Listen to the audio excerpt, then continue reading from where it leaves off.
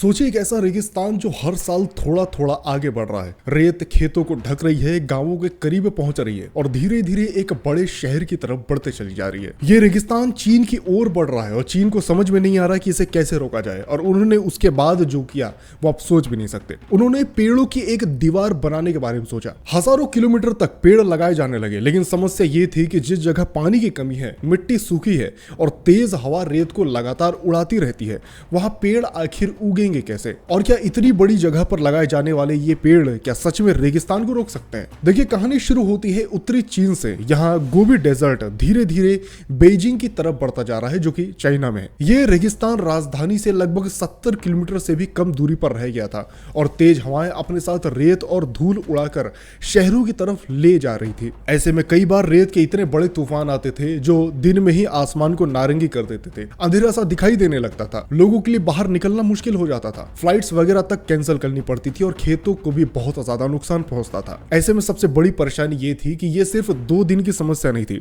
रेगिस्तान लगातार फैलता चला जा रहा था। अगर इसे रोकने के लिए कुछ नहीं किया जाता तो आने वाले समय में इसका असर बीजिंग तक पहुंच सकता था। इसी चिंता के बीच 1978 में चीन ने एक बहुत बड़ा प्रोजेक्ट शुरू किया, जिसको बाद में नाम दिया गया द ग्रेट ग्रीन वॉल। इसका मकसद उत्तरी चीन में लगभग 4500 किलोमीटर तक पेड़ और दूसरी तरह की वेजिटेशन लगाकर एक ऐसा नेचुरल बैरियर तैयार करना था जो रेगिस्तान को आगे बढ़ने से रोक सके। सुनने में ये आइडिया काफी ज्यादा सिंपल लगता है, लेकिन जमीन पर इसे करना बिल्कुल आसान नहीं होता। रेगिस्तान में रेत लगातार हिलती रहती है और अगर वहां छोटा पौधा लगा भी दिया जाए तो तेज हवा उसे उखाड़ सकती है या कुछ ही समय में रेत उसे पूरी तरह ढक सकती है। इसलिए चीन ने शुरुआत पेड़ लगाने से नहीं की, बल्कि उन्होंने उस रेत को रोकने की कोशिश करने की सोची जिस पर ये पेड़ अब उगाने के बारे में सोच रहे थे। इसके लिए उन्होंने एक बेहद सिंपल टेक्निक का इस्तेमाल किया। उन्होंने गेहूं और चावल से बचा हुआ जो सूखा भूसा होता है वो रेत में दबाकर छोटे छोटे स्क्वायर्स उन्होंने बनाने शुरू करे। ऊपर से देखने पर एक बड़ा चेकर बोर्ड टाइप का एक पैटर्न ये देखने में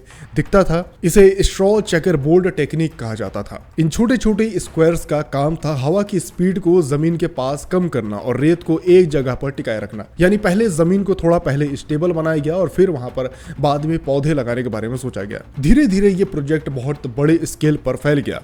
लाखों और फिर अरबों पौधे इस कोशिश का हिस्सा बन चुके थे। जिन जगहों पर पहले दूर तक सिर्फ पीली रेत दिखाई देती थी, वहां धीरे धीरे हरियाली नजर आने लगी। इसका एक बड़ा एग्जांपल मुअस डेजर्ट है। कई दशकों तक लगातार किए गए प्रयासों के बाद वहां के कुछ हिस्सों में जमीन को दोबारा खेती के लिए इस्तेमाल करने लायक बनाना संभव हो पाया। जहां कभी उड़ती रेत खेतों और गांवों के लिए खतरा थी, वहीं अब एप्पल्स, पोटैटो और दूसरी क्रॉप्स उगाई जा सकती थी। यह आइडिया देखिए सिर्फ चीन तक सीमित नहीं रहा। अफ्रीका में भी इसी तरह की एक बड़ी कोशिश चल रही है। सहारा डेजर्ट के दक्षिण में मौजूद साहिल रीजन में कई अफ्रीकन कंट्रीज मिलकर अफ्रीकाज ग्रेट ग्रीन वॉल पर काम कर रहे हैं। देखिए, इंसान प्रकृति को पूरी तरह कंट्रोल नहीं कर सकता, लेकिन सही जगह, सही तरीके और लंबे समय तक लगातार अगर काम किया जाए तो प्रकृति के नुकसान को कम जरूर किया जा सकता है। अगर आपको थ्रिल टीवी का आज का वीडियो पसंद आया हो तो इस वीडियो को लाइक जरूर करें। साथ ही साथ ऐसी और नई वीडियोस के लिए चैनल को सब्सक्राइब करें।